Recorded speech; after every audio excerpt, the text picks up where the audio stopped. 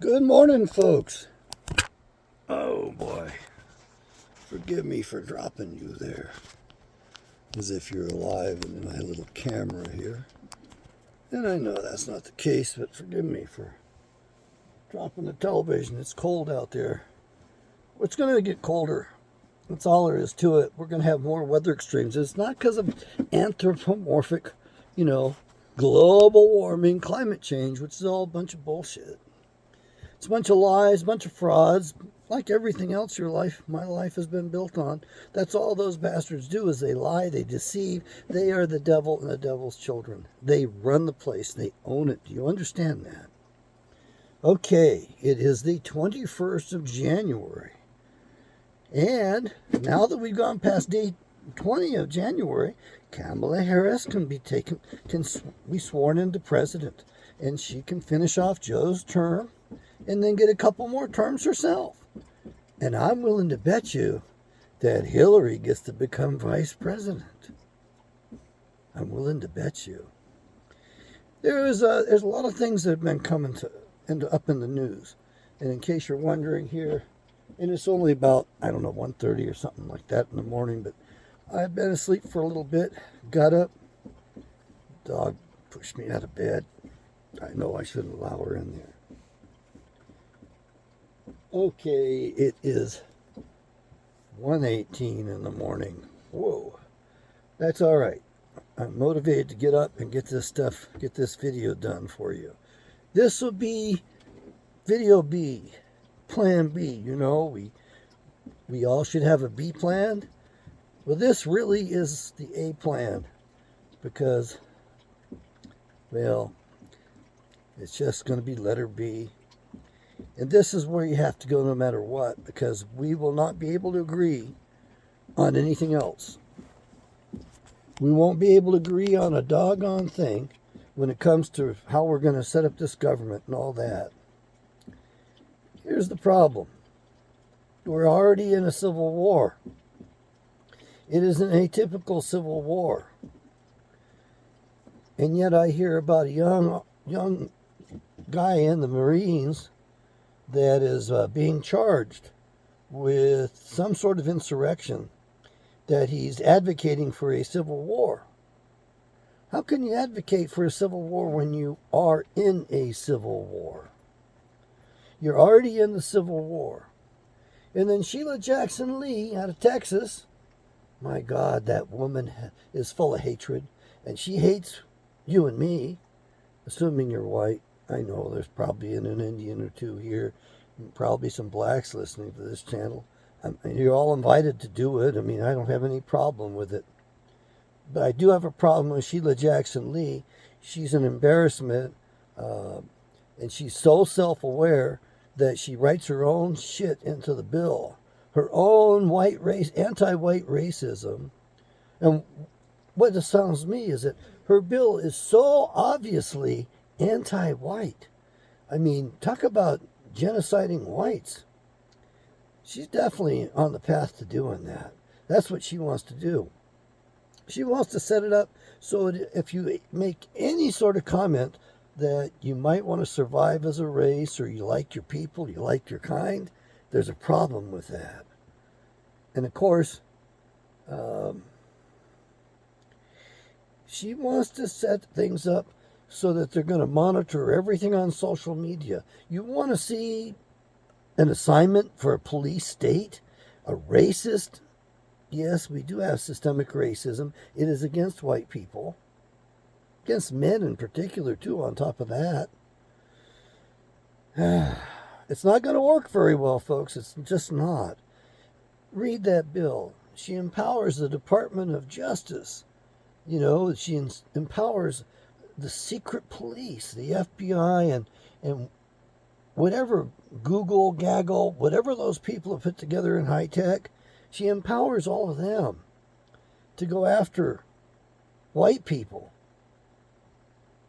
Now, I think that she should be, if we were in a decent, reasonable government like we used to have back when I was younger, and when I was a little boy and when I was a little young man, if anybody had put up a bill like that and acted so weird like that, they would censure them and they would throw them out of the Congress. They wouldn't be able to stay there. The other representatives would get rid of them. They'd regard them as the embarrassments they are and as dangerous as they are, and they'd get rid of them.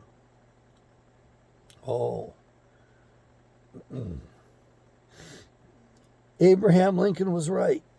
And what I'm going to tell you right now, you're going to be kind of shocked about. I don't know how I'm going to get this flow going tonight, but I really want to pour it all out to you. Why? Well, you need to know this stuff. If you're going to be able to defend yourself, you need to know who the evil ones are. You need to know who you are. Then you will understand why this is a fight to the finish and why you can't sit this one out. You don't have a choice. Abraham Lincoln said a few things that were pretty smart, but he screwed the country up.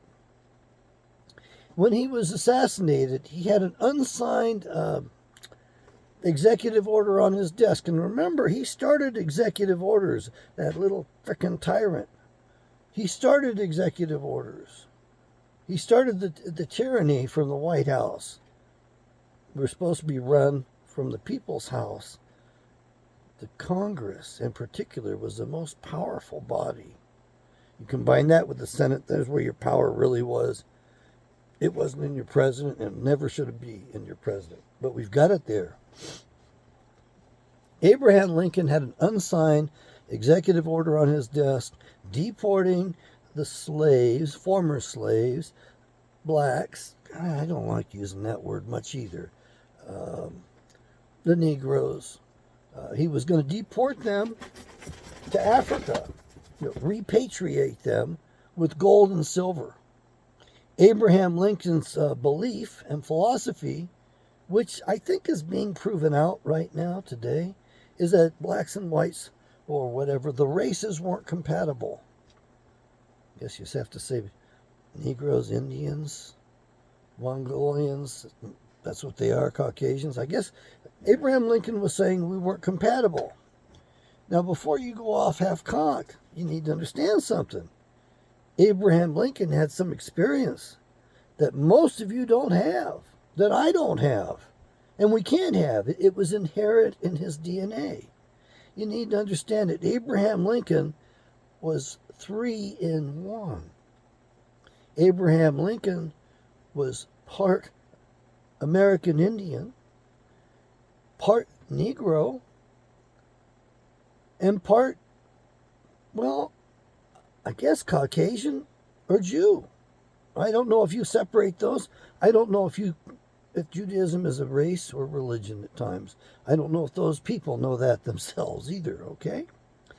So what we do know is that he took his mother's name, Lincoln, and we know that his father was A. Springs of Alabama. Really easy to remember with all those A's. It's not just 3 A's, it's 4 of them in a row. A. Springs of Alabama. Well, I guess that's just 3. All right. We know that because in his will he left his land to his son, who he identified, Abraham Lincoln. A. Springs was short for Springsteen. I don't know what the A stood for. I do know that he was a grandson of a Rothschild who had done some hanky-panky with one of the maids, the Rothschilds. The Rothschilds were really famous for doing that with their help.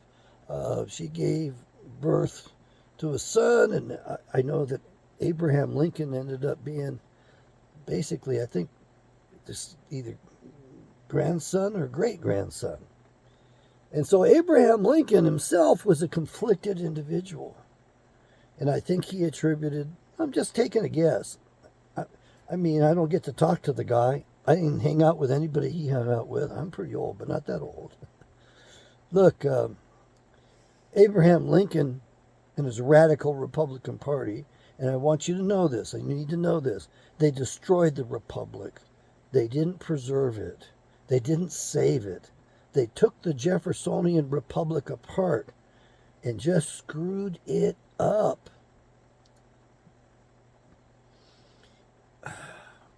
I mean, I get so angry thinking about this. And it perplexes me because it's very difficult to explain to other people. You know, I made statements to my father, and he would always be contradicting me because he didn't understand what I was talking about. And there was no way to explain it to him because he didn't want to know.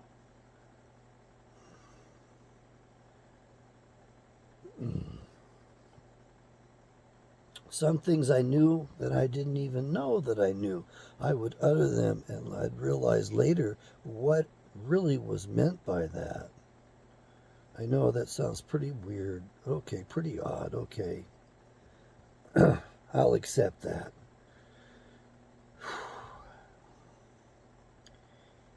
Abraham Lincoln and the radical Republicans destroyed the Union, destroyed the Republic.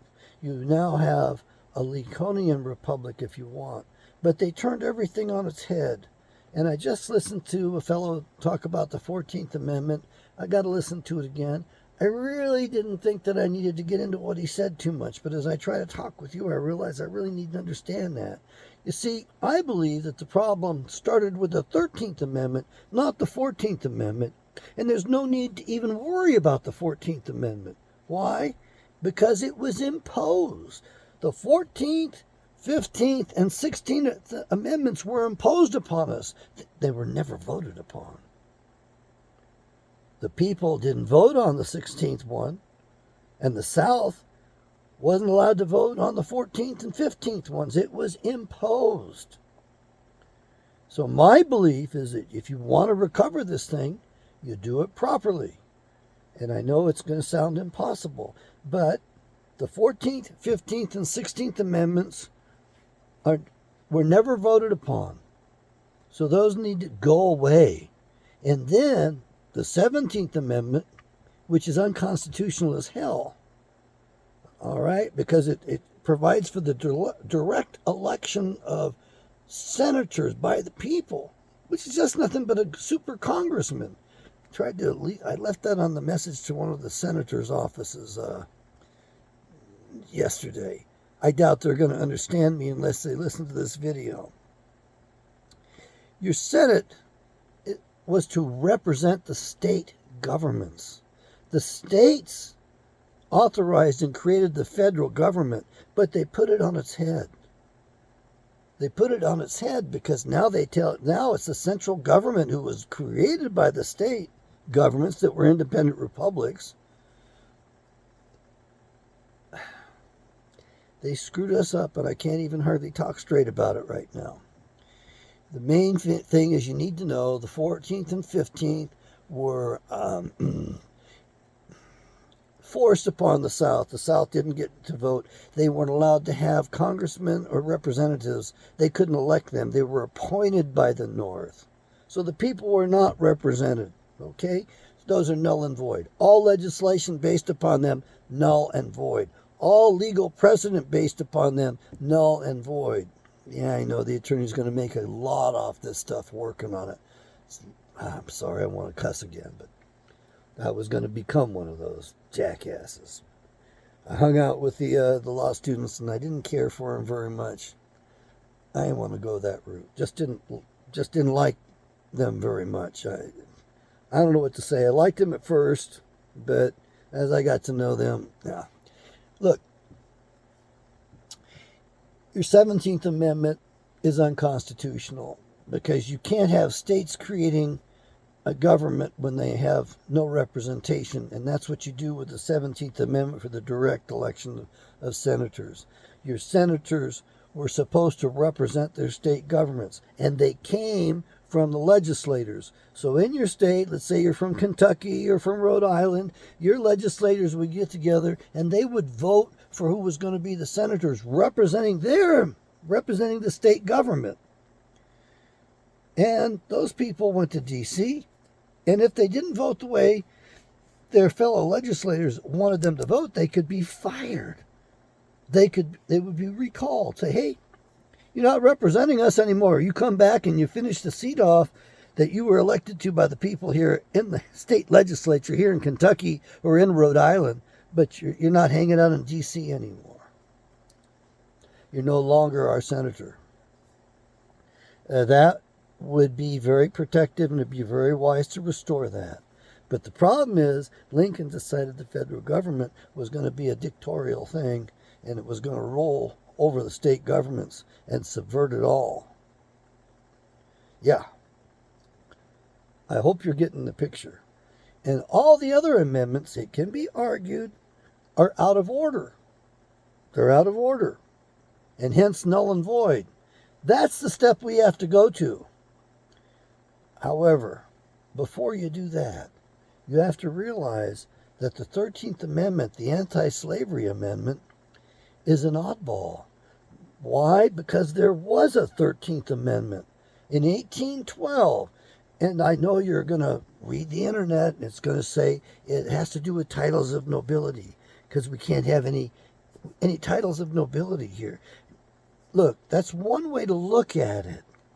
And that should be like the second title for it.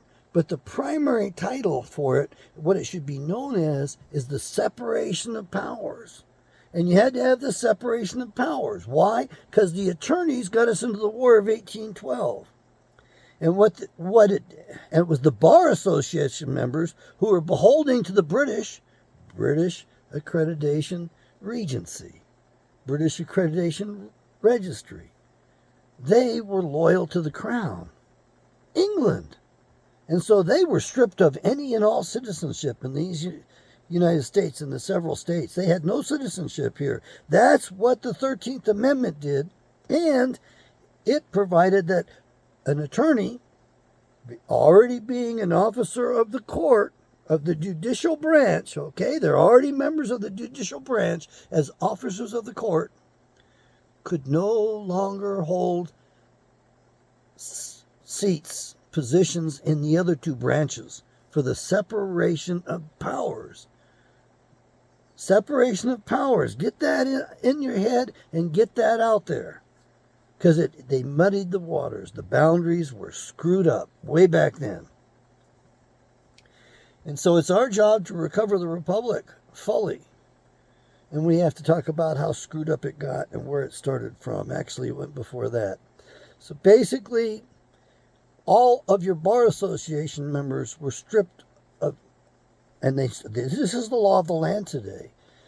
This is what the law really is. In case you're wondering, there were 13 colonies, became 13 states, and it took 9 of them to ratify an amendment. 9 had to vote for it, and then it was passed. In the case of the 13th Amendment, they'll claim that only 8 states ratified it. Big bad lie. And they don't want to admit that Virginia ratified it, which would have been the 9th state. However, we have a 10th state. New Hampshire ratified it. We know that. It was about a decade ago. They were cleaning out the state capital in Concord, New Hampshire, the state I was born in. And they discovered an old copy of the Constitution. It had the 13th Amendment in it, indicating that it was the law of the land. And nobody knew that New Hampshire voted for it. That's not out there. I believe that's the case. And as far as Virginia, Eustace Mullins was really clear about this, that the handwritten notes for the state of Virginia, the legislative session, which was done in handwriting, those are under lock and key in Great Britain. You see, the British never let us go. They've been ruling us all this time. They still are screwing with us. They're screwing with the whole world. The British control most everything right now, very, very surreptitiously, in a very evil manner. Putin is a British agent. The Chinese, run by Britain.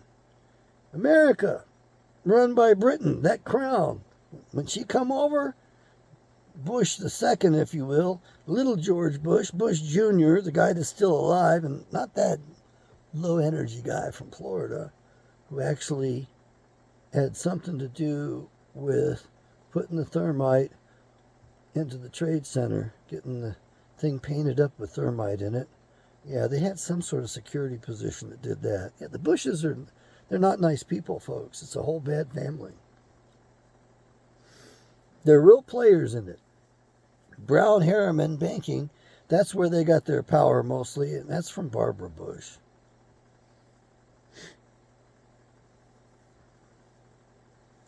We need to roll it back to the original 13th Amendment, and we need to look at the attorneys and say, hey, you are no longer citizens.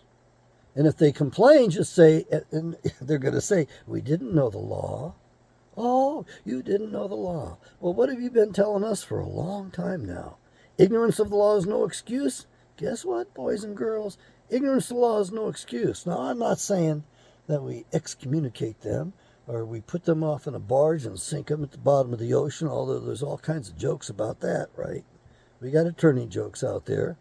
They're a little harsher than blonde jokes, too. But anyway, I think we tell the attorneys, you need to figure a way out of this problem, this dilemma of yours.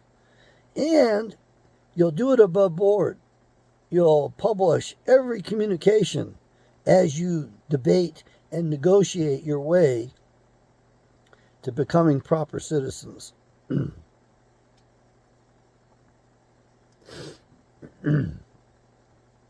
I'm serious, folks.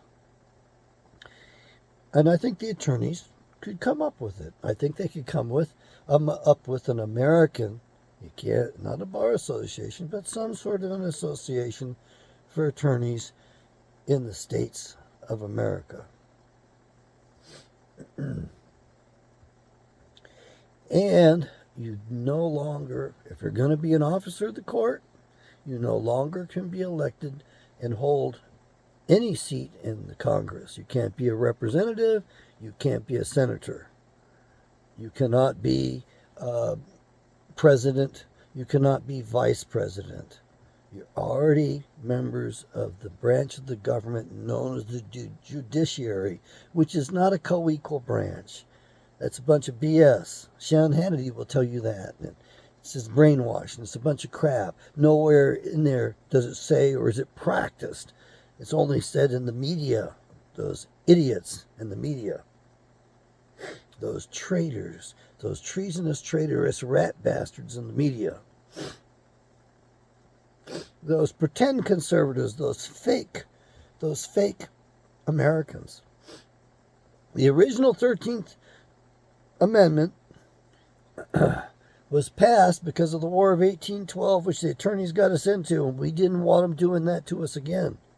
The problem is that in March on the 4th of 1813, they sat the attorneys in Congress in violation of the newly ratified, fresh, original 13th Amendment. We need to establish that as the law of the land. You need to understand that you were held captive, that they didn't deport you like they did Israel in the Bible. They actually superimposed a foreign jurisdiction upon us, and they've got us all committing crimes by claiming that we're citizens of a corporation. So they've got us, and they hold us in contempt down in D.C. because they know the truth and they don't bother to tell the rest of us it. They certainly don't do their jobs. They don't educate the rest of us. It's really bizarre. Abraham Lincoln was assassinated, and he was going to repatriate the Negroes back to Africa with gold and silver. And today, San Francisco wants to give everybody who was a slave, they weren't slaves there, but we're all slaves today, by the way. That's what the 14th Amendment did. It enslaved us all. It literally enslaved us all. So San Francisco wants to give money that they don't have and can't get for reparations. Wow, where's that coming from? Where are they going to get that money? If you want reparations, fine. Go back to Africa. We'll pay you to get out of here. I think that's fair. Let's go resurrect and find out what Abraham Lincoln wanted to do. Let's find out. Let's look at his guideline. It's an historical It's a fact. It's an analog. It was about to be the law of the land. Let's find out what Abraham Lincoln thought it was worth. And let's make it contingent upon you leave, you go back to Africa. I think that's a fair thing. If you want to not get along with the rest of us so much that you're going to burn buildings down and you're going to insist that we all bow down to you. I saw those videos, those horrible racist videos in which blacks made whites. I hate using those terms. I hate using the terms black and white. I don't like them at all. I'm Caucasoid. I'm a Caucasian. I'm named after the Caucasus mountain range. Why? Because about 650 BC and maybe shortly before that, my ancestors crossed the Caucasus mountain range.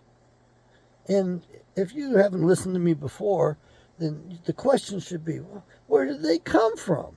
You see, that's why these state governments don't allow you to call yourself Caucasian on your driver's license. When you have to elect a racial identity, you've got to check off white. And that's racist to me. I'm a Caucasian. There's a scientific definition for that. It's based in genetics. It's based in physique. It's based more in skull type than in skin color, in case you're wondering. But there's a basis for it. And what our state governments, what the evil ones in this country no longer want you to realize and don't want you to know is where you came from and what you are, who you are. They don't want you to know that you came from the northern house of Israel, from the 10 tribes that were dissipated, were dispensed across the Caucasus Mountains after they destroyed the Babylonians when they joined forces with the Medes, after they had taken down the Assyrians, by the way. And then our ancestors, generally speaking, bolted across the Caucasus Mountains through a pass known as the Darrell Pass, which is about 13,000 feet, about the same height as Wolf Pass in Colorado and some of the passes in Colorado.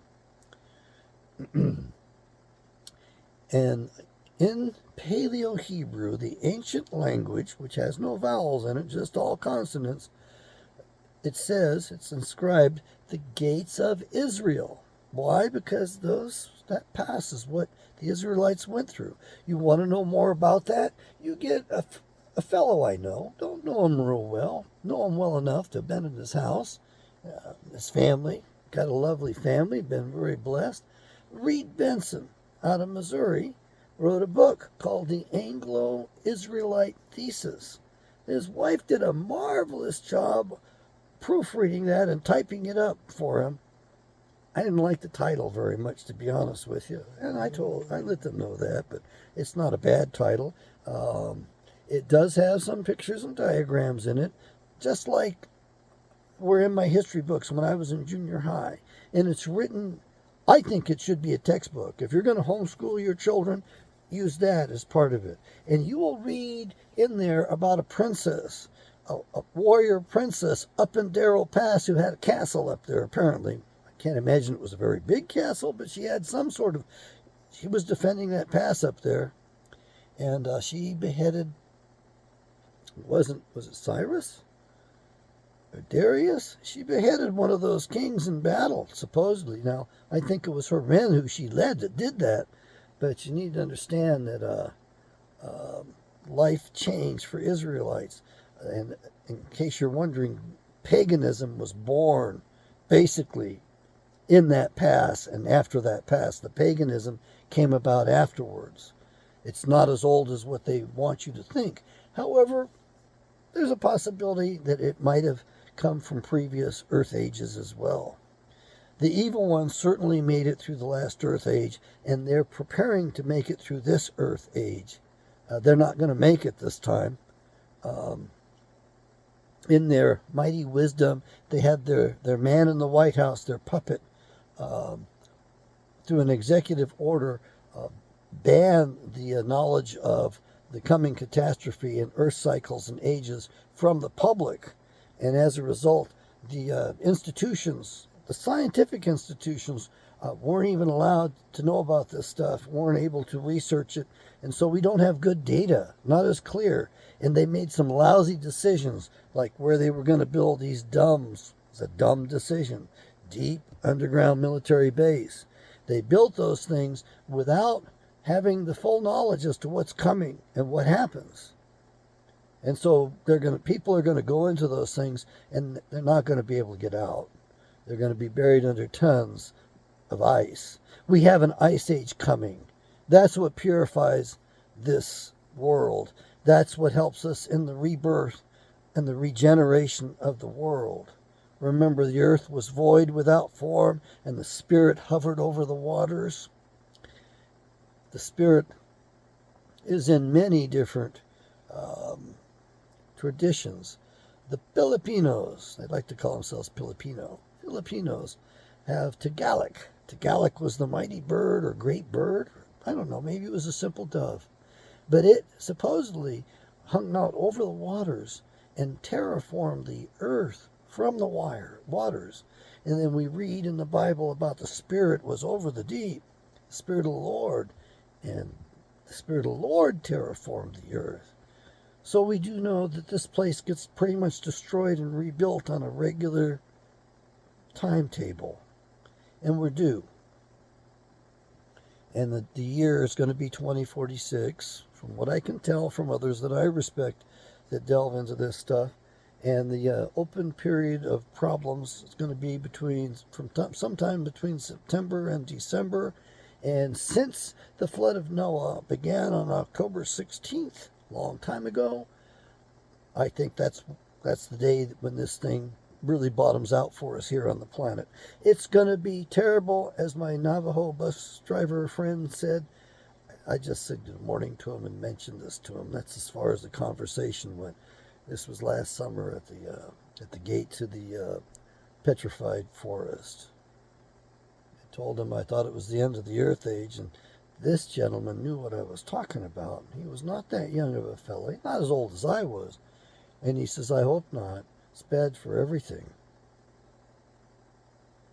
Yeah, that's what's coming.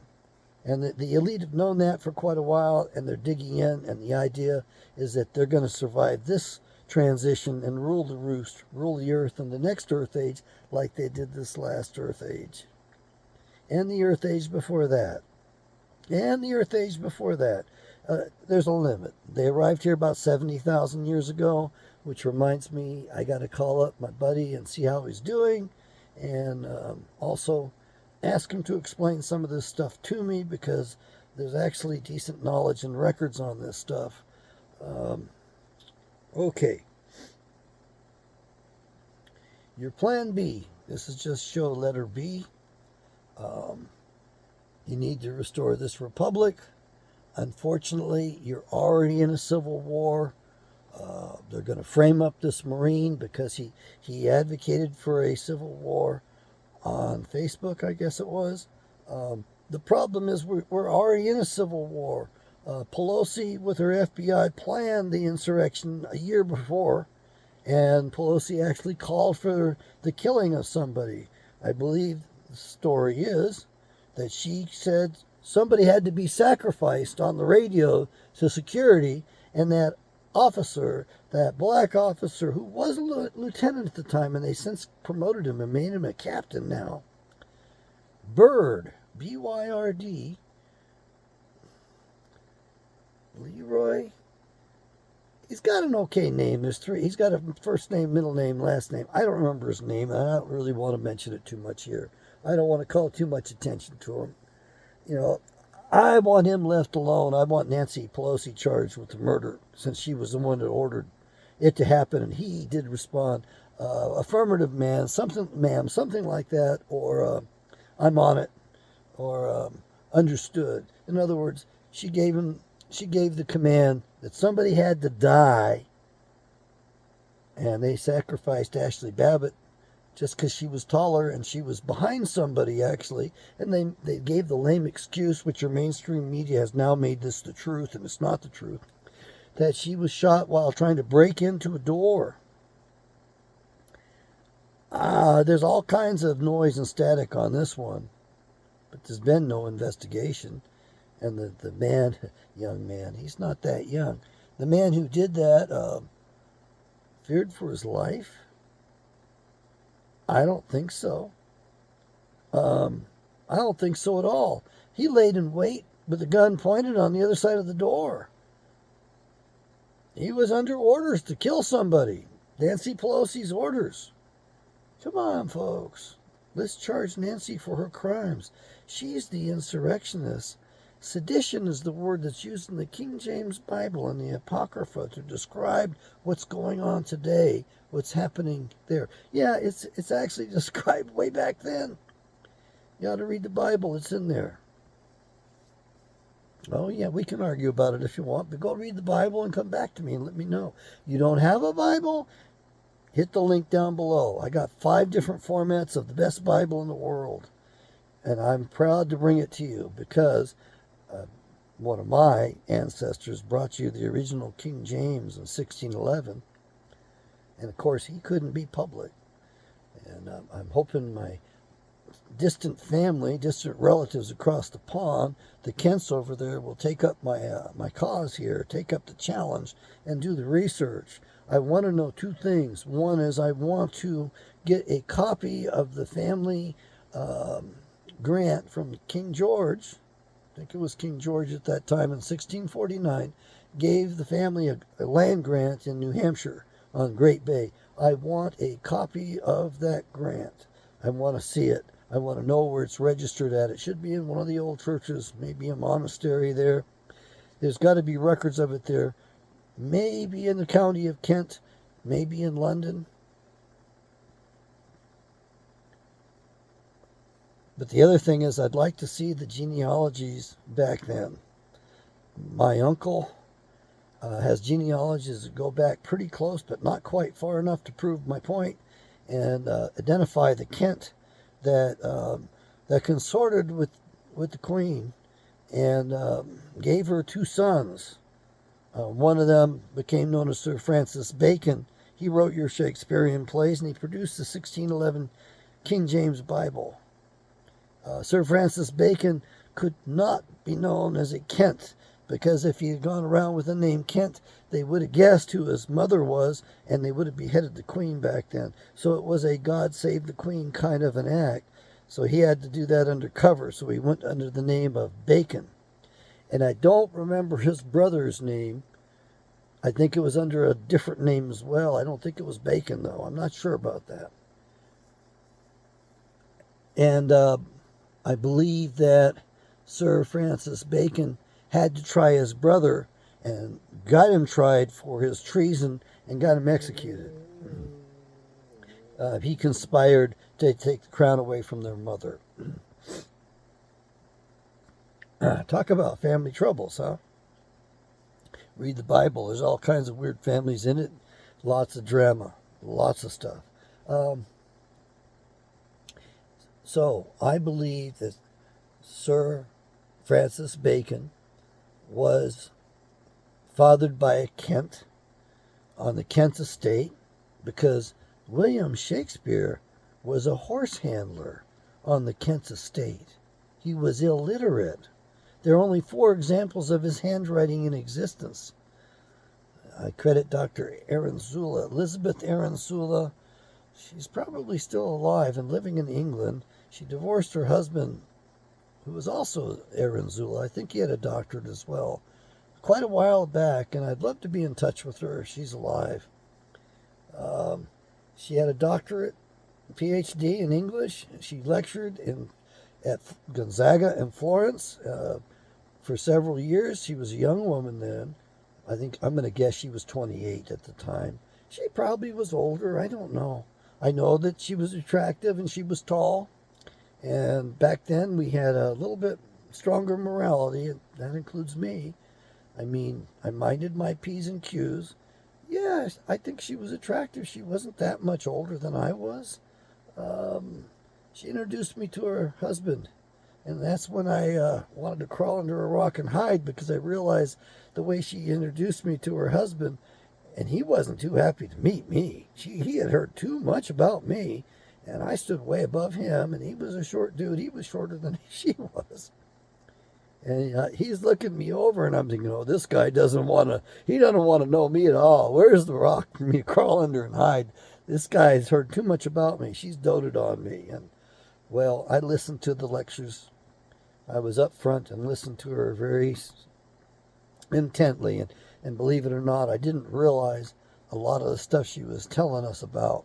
I don't know if she realized that she was telling me about my own family. I think I've had the name Kent for quite a while. I mean, it wasn't a secret.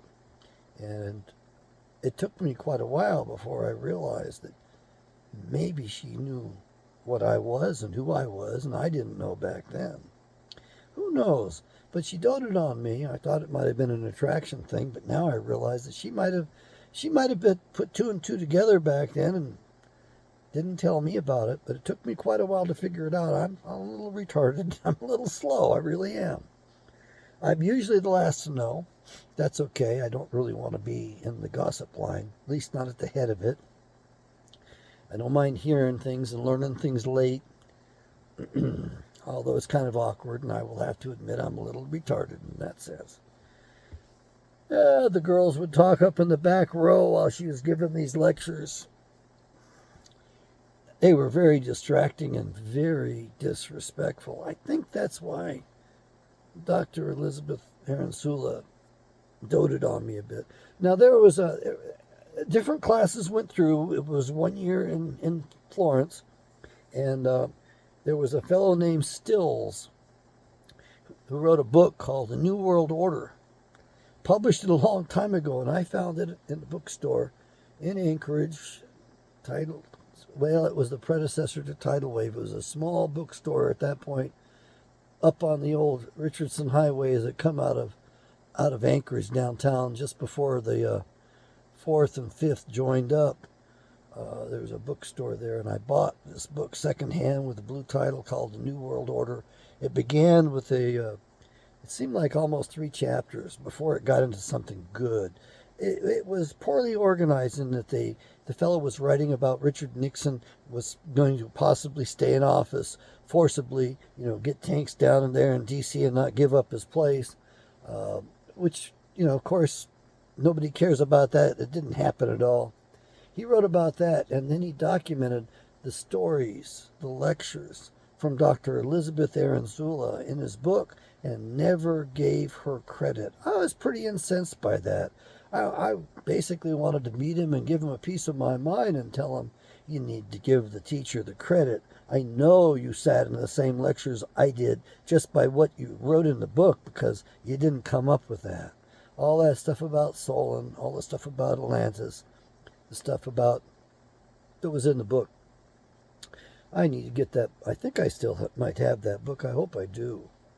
I hope I saved that one. But Dr. Arensula was the source of what that fellow wrote. And I wished I'd have kept better notes. And I wanted to write myself, and I wanted to get a hold of Dr. Arensula to pass things before her, to ask her if I had it right, because I didn't remember it. It was quite a bit later in life for me that I was interested in doing that. And no, I haven't written anything, so don't go looking for much. I've got a dissertation on the shelf out there at a university in San Diego. It was a necessary piece of research. It's not a very noteworthy piece. It just had to be done for the research to continue on in the realm I was working at. Music, effects, and psychology.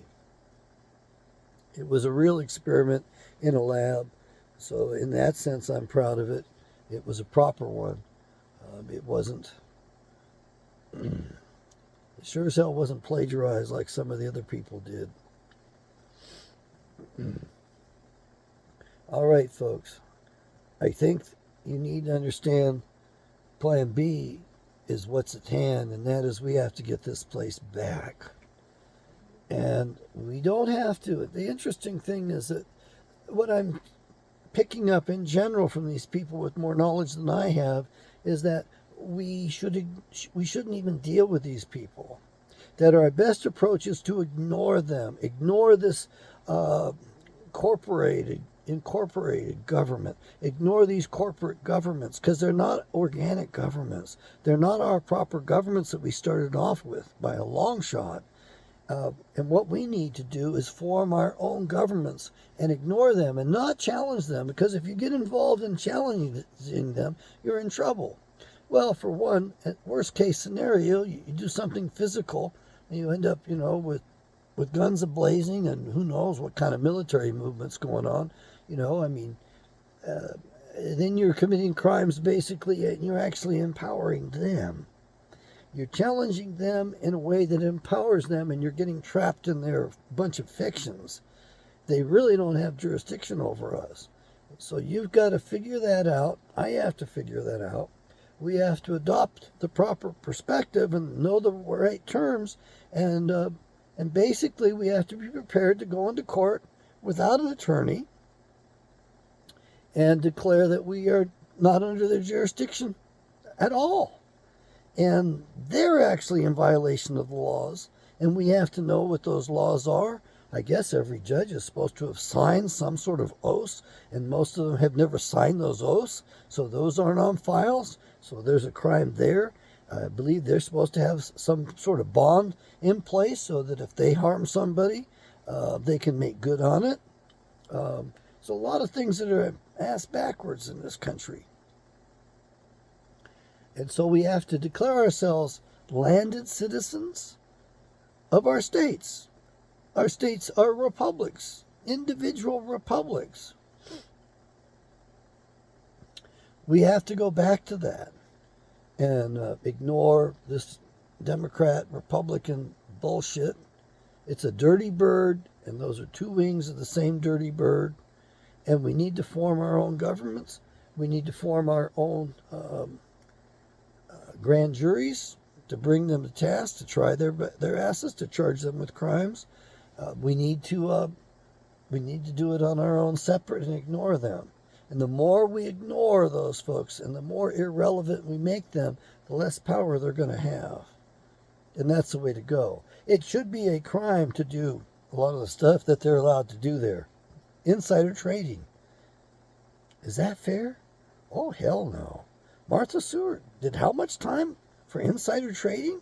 And yet it's legal for Congress to predate upon the rest of us and to set things up and to be bought off and sold, especially to the Chicons?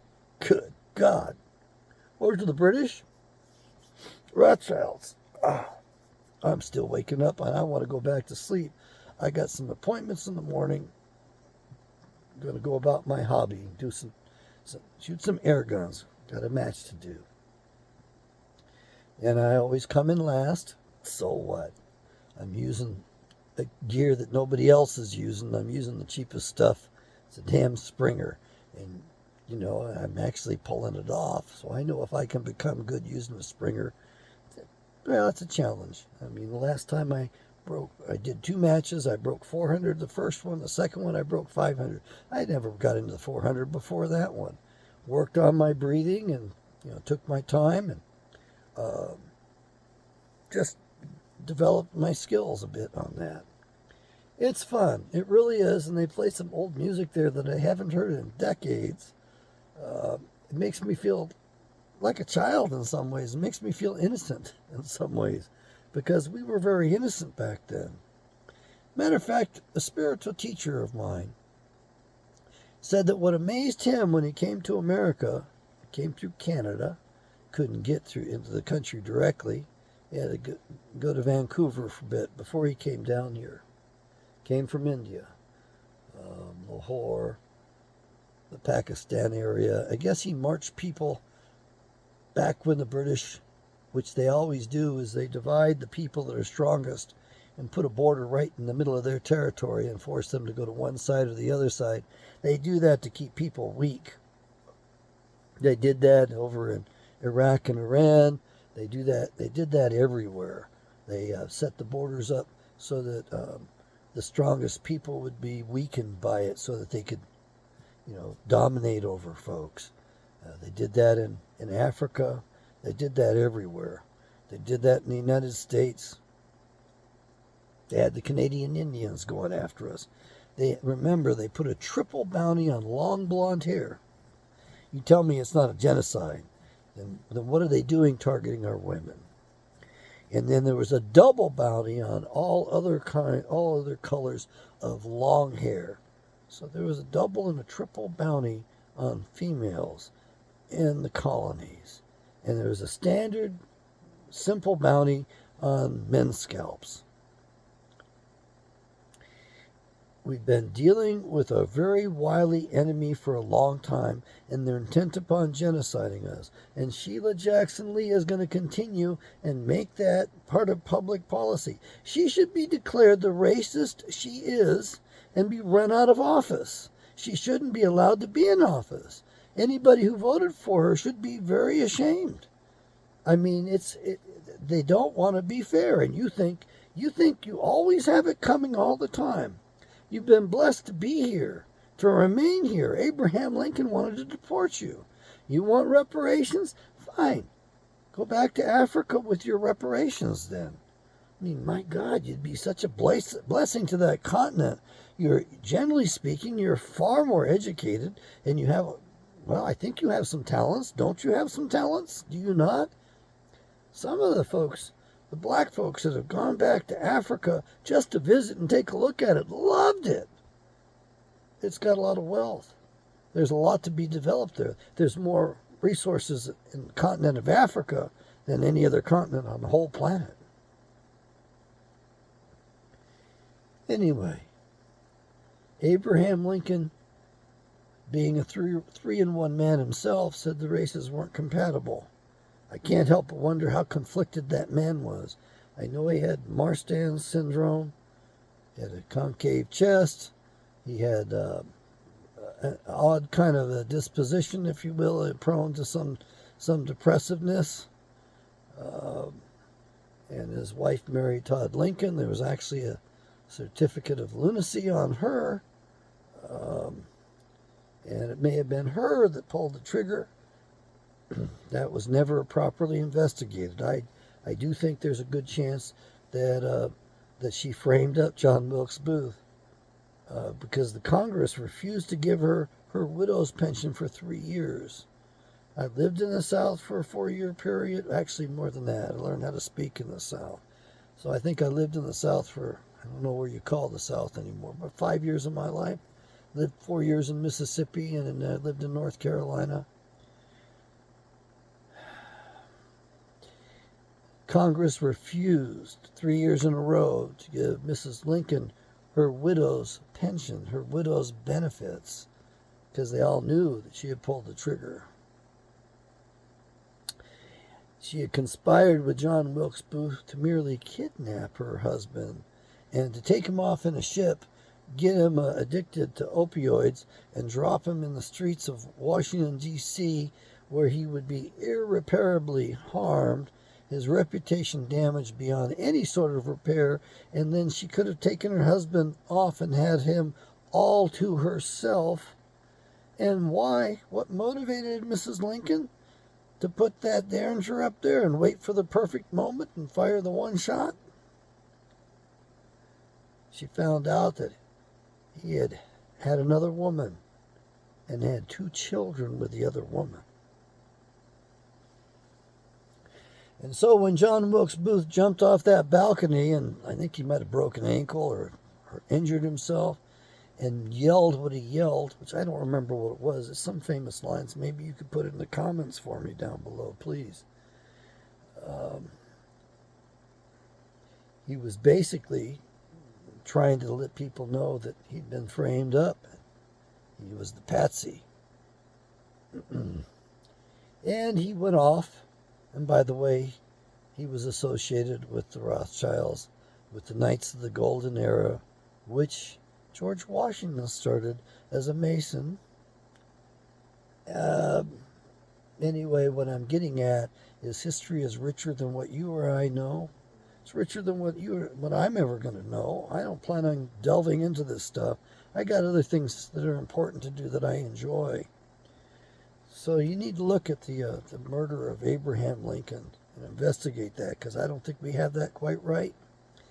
And I believe that the phrase "break a leg" came from that event in which John Wilkes Booth jumped down from the balcony onto the stage and broke a leg.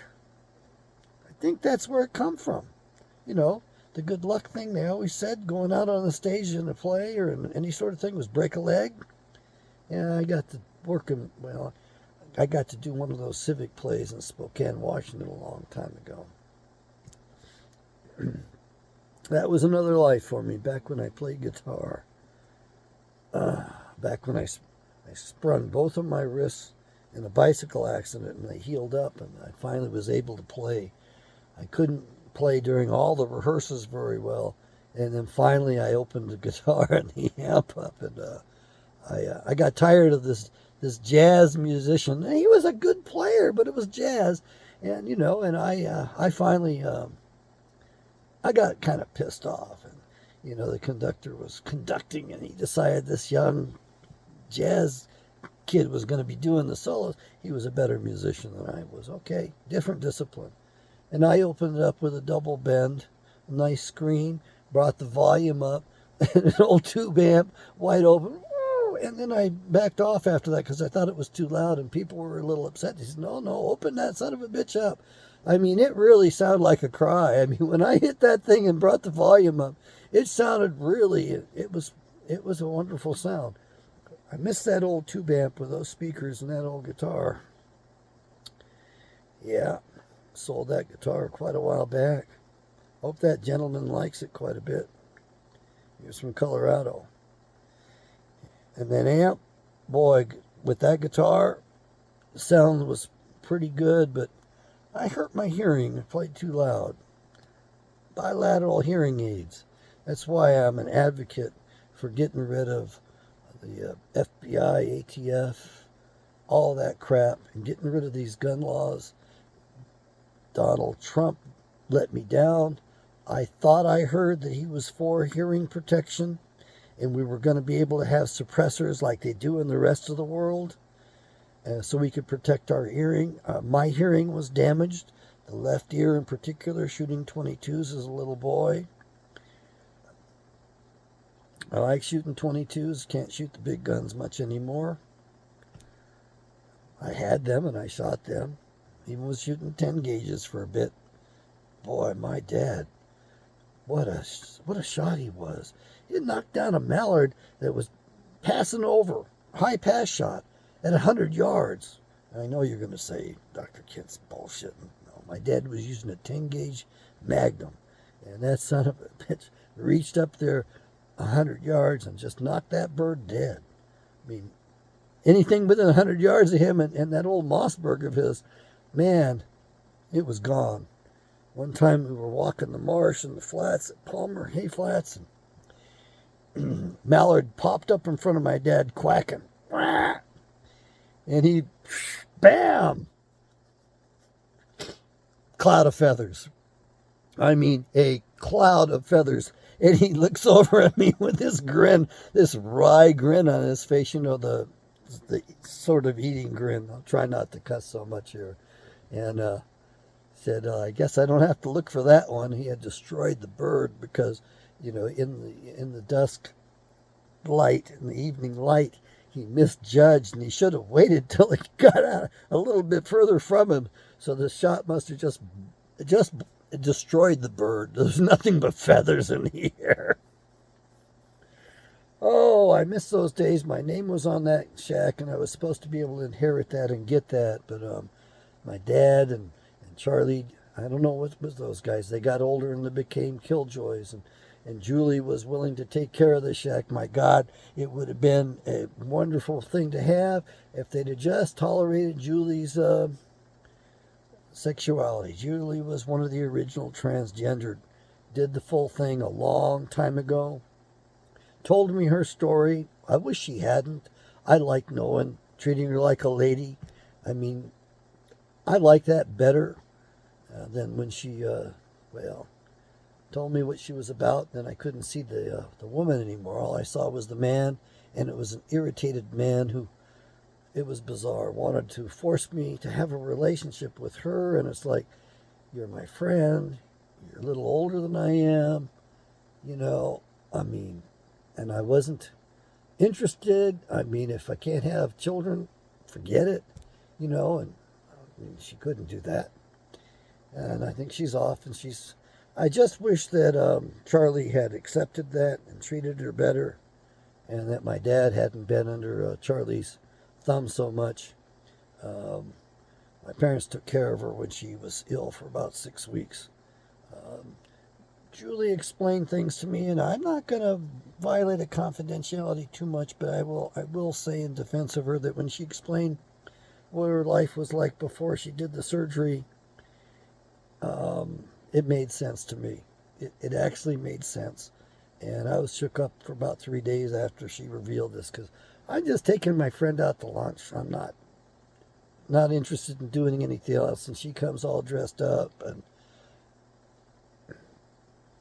makes her proposals and tries to force it, and it just wasn't going to force, you know. Anyway, never thought I'd be talking about this on the open internet. Look, folks, some people are born different, and not all of us are exactly ideal specimens. A lot of us have got a lot of defects, a lot of foibles. And so, no, I'm not advocating for their rights or anything.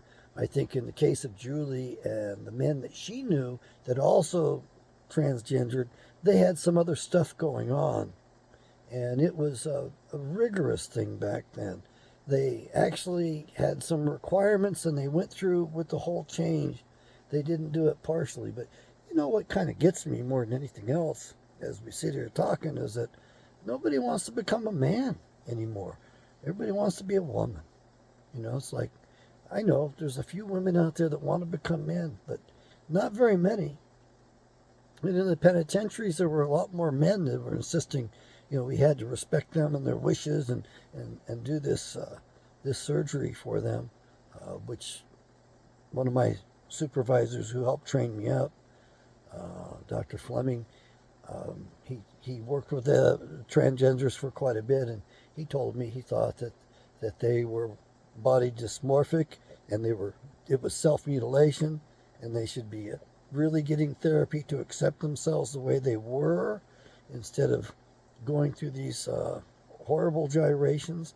And the lives that they lived were not very good lives in terms of their mental health and depression. It was easy to deal with that stuff. I didn't have any problem with that at all.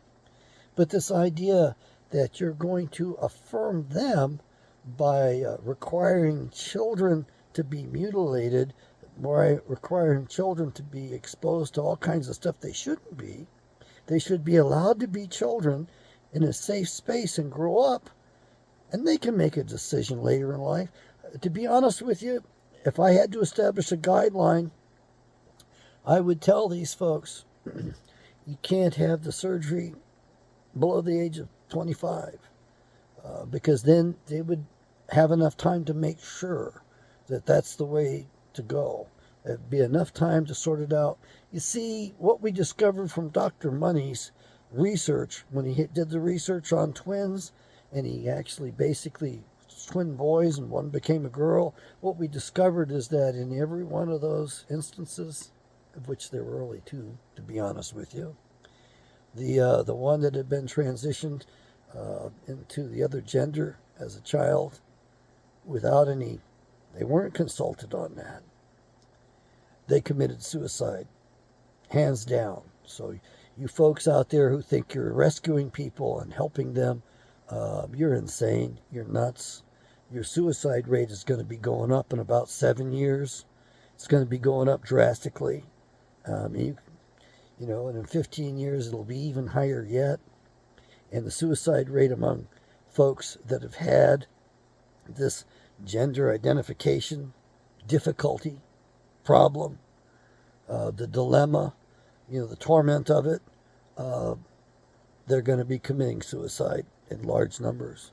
So many women who become mothers with families and love what they're doing wanted to be boys. were tomboys, and they changed their minds later on. And they just, they become frilly. And I had some friends who actually tried to rear their daughters to be lesbians like they were. And when one lesbian was telling me that the other lesbians kept dressing their child up, or the child would choose the clothes the mother didn't want them to have, which were gender appropriate for the child at the time, they laughed at it because, it was trouble for the mother. And here's the mother trying to force the child to go in this direction. That's child abuse. And it's child sex abuse. It's a real twisted, perverted form of it. And that's what's going on to a large extent in our society. We've had these children models sexualized for a long time. We used to look at these incredible models that were like goddess-like. And it turned out they were all children, all underage and made up. And of course, you wouldn't know it to look at them. You would think that they're mature adults. And then, of course, I imagine if you got to talk to one, you'd realize you're talking to a child. You're dealing with a child, a really innocent child. I think a good guideline would be that we not use children in advertising at all. And I don't know what age to call it a child, Are we going to call it a child at 16? Are we going to call it a child at 18? My God, when I moved to Alaska, a guy on the bus, bigger than life, was walking up and down there bragging. Ellis. I can't remember his first name. Ellis was his last name. Bigger than life, redheaded kid, walking up and down telling, hey, welcome to Alaska. The age of consent's only 15. Of course, I sat there on the bus and I didn't even know what the hell he was talking about. And I was a senior in high school. And the girls knew what he was talking about. They were all pissed off as hell about it because they were all over 15 years of age, and they wanted those extra protections, I guess. They knew more. They knew it before we did. Okay, fine. Good things take time. Raising men takes time. I don't think we've become men before the age of 25. What do you think? You can put it in the comments. I went long again today. I apologize for it. There's no way to upload on the other channel yet. I got a strike. I apologize to the whole community for that. I don't know what I said that's a problem. I say things because I want to defend populations. I want to see Caucasians protected. I want to see my kind alive on the earth. I want to be alive. What's wrong with that? So Sheila Jackson Lee, you ought to get your ass out of the damn Congress. Go home. We don't need that racial hatred that animus of yours that you put in writing. Do you lack self-awareness to that extent where you don't realize how racist and you don't realize the hate speech that you put to writing? You want to make hate the law of the land. You got a problem, lady. You got a head problem. You ought to go get some treatment. I don't want to touch it. I don't want anything to do with you. I think that you're full of hate. And you're racist as hell. And your ass ought to be run out of the damn Congress. And those people that you represent should be embarrassed to keep you in office and keep sending you there. Man, who's that black guy that kept talking about white people and spoke up for us? Reverend, oh man, I can picture him. Love the guy. Wonderful guy. You ought to sit down with him and let him lecture you. Let him set you straight.